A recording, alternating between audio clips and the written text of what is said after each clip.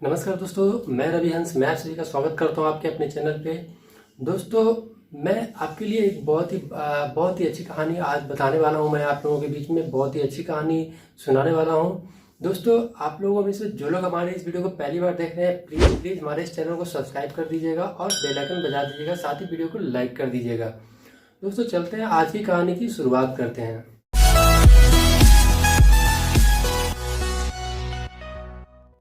दोस्तों, एक बार की बात है कि एक गांव में एक आदमी रहता था। वो बहुत ही धर्मात्मा आदमी था। वो धर्मपरायण आदमी, उसको वो एक धर्मपरायण व्यक्ति था। दोस्तों, वो व्यक्ति जो था ना, बहुत गरीब था। वो अपनी घर गृहस्थी को किसी भी तरह से खेती बाड़ी करके या फिर कह सकते हैं मजदूरी करके अपनी जीविका को चलाता था।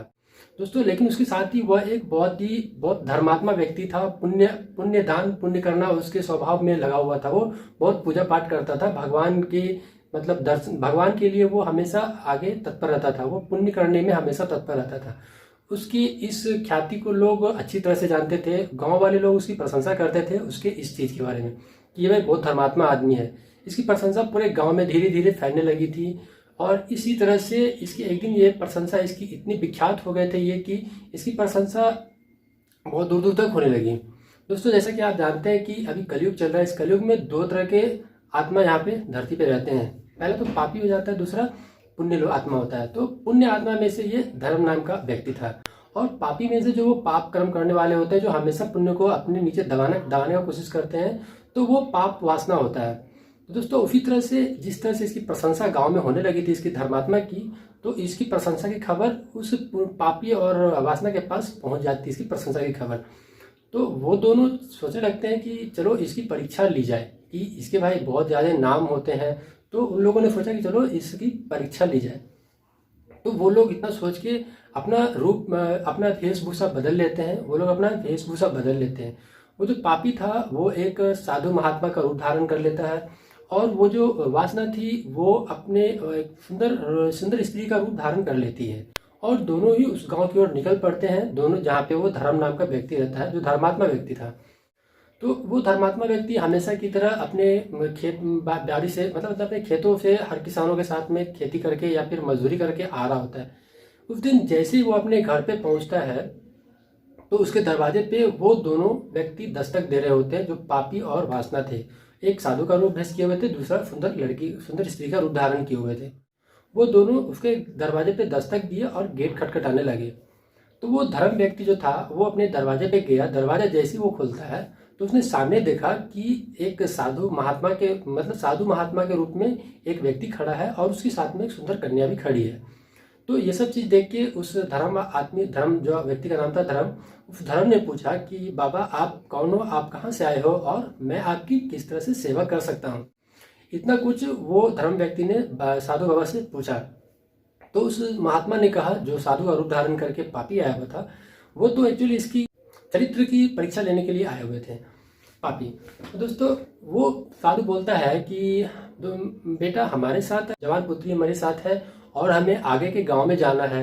रास्ते में बहुत तरह के नदी, तालाब, नहर, पोखर मिलेंगे। हो सकता है बहुत सारे जानवर भी मिलेंगे और बहुत सारे गुंडे, चोर मवाली, चोर लुक्कड़, डाकू, इन सभी चीज़ों का खतरा मुझे ज़्यादा सता रहा है अपनी पुत्री के लिए। तो मैंने सोचा कि क्यों ना अपनी पुत्री को आपके घर पे रख के मैं चला जाऊं।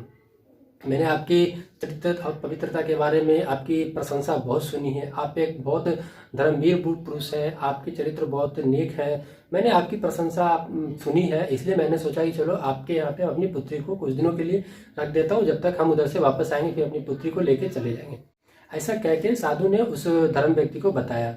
वो धर्म व्यक्ति तो वाकई में था ही चरित्र और पुरुष, महान व्यक्ति था। वो धर्मात्मा आदमी था। तो उस व्यक्ति ने उस साधु की बात को सम्मान दिया और अपने दरवाजे से उसे खाली मुंह नहीं लौटने दिया। उसकी बात को रख लिया और उस कन्या को अपने घर में शरण दे दिया। उसके बाद वो साधु जो महात्मा रूप धारण करके आया हुआ था, वो आगे चला जाता है।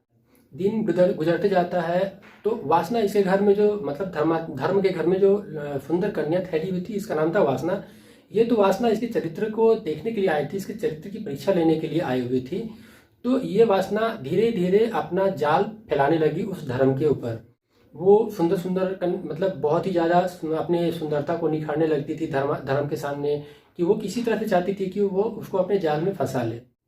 लेकिन धर्म भी इतने कमज़ोर नहीं थे, इसके भी जो प्रतिज्ञा थी वो कठोर थे। लेकिन कब तक के लिए? दोस्तों, कहता है ना कि आदमी अपने आप में संतुलन नहीं रख पाता है, उसी तरह से इस धर्म ने भी अपना संतुलन नहीं रख पाया। धीरे धीरे उसके मोह जाल में फंसता चला जा रहा था, उसके जाल में वो फंसता जा रहा था। उसे एक रात सपने में उसने देखा कि उसके घर से एक दिव्य रोशनी चली जा रही है। तो उसने सपने में ही उस दिव्य रोशनी से बोला कि आप कौन हो, आप हमारे घर से इस तरह से क्यों जा रहे हो? तो उस दिव्य रोशनी ने कहा कि मैं हूँ कुल लक्ष्मी हूँ। उस दिव्य प्रकाश ने बोला, मैं हूँ कुल लक्ष्मी, और हमारा इस घर में अब कोई काम नहीं है। इस घर में वासना का प्रकोप पड़ गया है, तो अब हम यहाँ से जा रहे हैं। हमारे इस घर में कोई जगह नहीं है, हम यहाँ पे अब नहीं रह सकते, हम जा रहे हैं। इतना बोल के वो कुल लक्ष्मी चली जाती है उस घर से। उसके बाद इस धर्म को लगता है कि ये सब क्या हो रहा है, इसे सोच के वो धर्म परेशान होने लगता है। वो जो वासना थी वो दिन ब दिन अपना चाल जो है वो बढ़ा के चलने लगी थी, उसे बहुत ज़्यादा अपने करीब लाने की कोशिश करने लगी थी। फिर कुछ दिनों के बाद उस धर्म को रात में फिर एक सपना आया, और सपने में उसने फिर एक प्रकाश जाते हुए देखा। तो उसने प्रकाश से पूछा कि आप कौन हो, आप मेरे घर से क्यों जा रहे हो? तो उस प्रकाश ने बोला कि मैं हूँ भाग्य लक्ष्मी, मेरा नाम है भाग्य लक्ष्मी, और मैं इस घर में अब नहीं रह सकती क्योंकि मेरा इस घर में अब कोई जगह नहीं है। इतना बोल के वो भाग्य लक्ष्मी भी चली जाती है। ऐसे ही करते कुछ दिन चलते रहता है। फिर उससे सपने में एक यश लक्ष्मी आती है। उन्होंने भी इसी तरह से कहा कि तुम्हारे घर में अब हमारा कोई रहने का हमारा कोई जगह नहीं है। तुम्हारे घर में तुम अब वासना के शिकार हो चुके हो, तुम धर्म को छोड़ चुके हो, तुम सब चीज़ अपना त्याग दिए हो, तुम एक अब हबसी आदमी बन गए, तुम एक पुण्य आत्मा नहीं रहे, इसलिए अब हमारा इस घर में कोई जगह नहीं है, अब हम जा रहे हैं। इतना बोल के वो भी देवी चली जाती हैं। अब जैसे धर्म को बहुत अफसोस होने लगा थे कि ये क्या हो रहा है उसके साथ में, उसके घर से सभी दिव्य रोशनी, सभी देवी देवता लोग वहाँ से चले जा रहे हैं।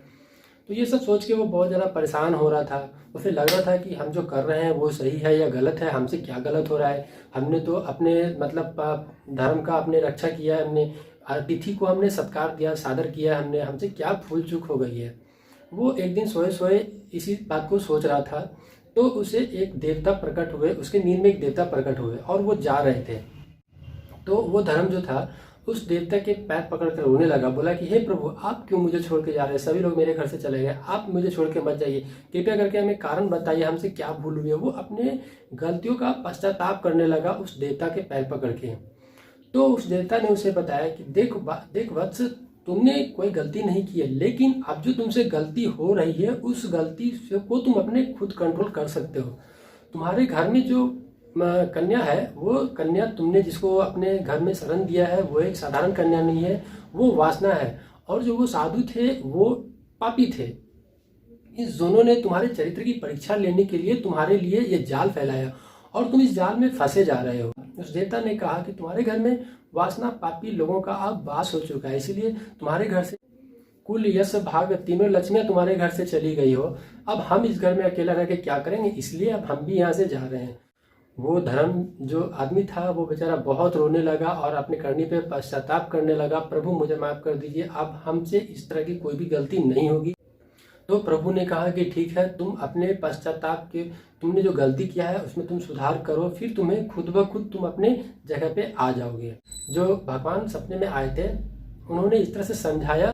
नींद टूटा तो उसने देखा कि वो जो कन्या, सुंदर कन्या उसके घर में आके पड़ी हुई थी, वो वहाँ से गायब हो चुकी थी, क्योंकि उसने सपने में उसने इसको देख लिया था। सपने में क्या वो देख रहा है, क्योंकि ये तो वासना थी और वो तो सब कुछ देख सकती है, तो इसने समझ लिया था कि अब ये हमारे चक्कर में नहीं आ सकता, हमारे जाल में नहीं आ सकता है, इसके चरित्र को ज़्यादा और भी नहीं इम्तिहान लिया जा सकता है।